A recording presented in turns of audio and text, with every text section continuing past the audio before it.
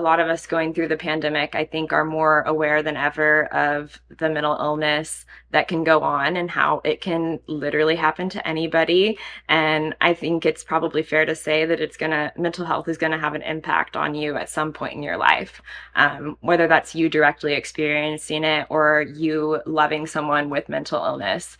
And so I'm a big proponent of just starting to talk about it, not thinking these are taboo words to say depression and anxiety. And I'm someone that struggles with panic attacks and anxiety attacks pretty frequently.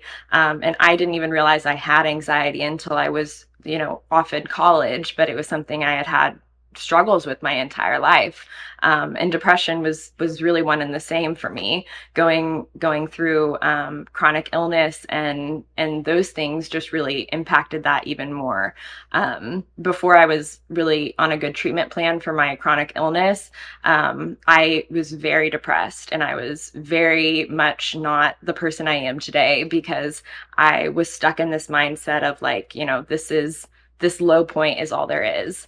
And sometimes one of the best things that you can do to get out of that is to physically change your surroundings. And so going through mental health issues and struggles, something for me that always just really brought a lot of healing was just being outside. Literally getting vitamin D can boost your mood. It can be as simple as that. But I think just being out in nature and kind of disconnecting from the real world, if you will, can really do wonders for your mental health.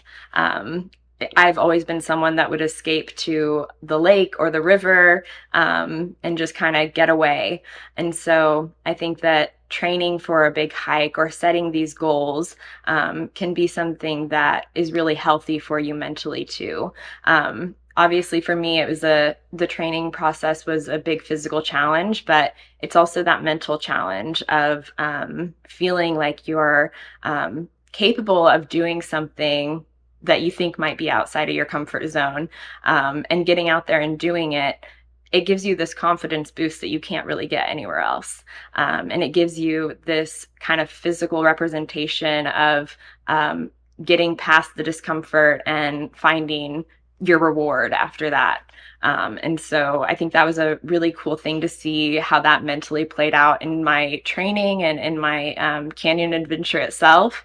And even in the canyon, and I was going through the canyon with three girls who also dealt with anxiety and panic attacks in their lives. And so we really felt like we could support each other going through that.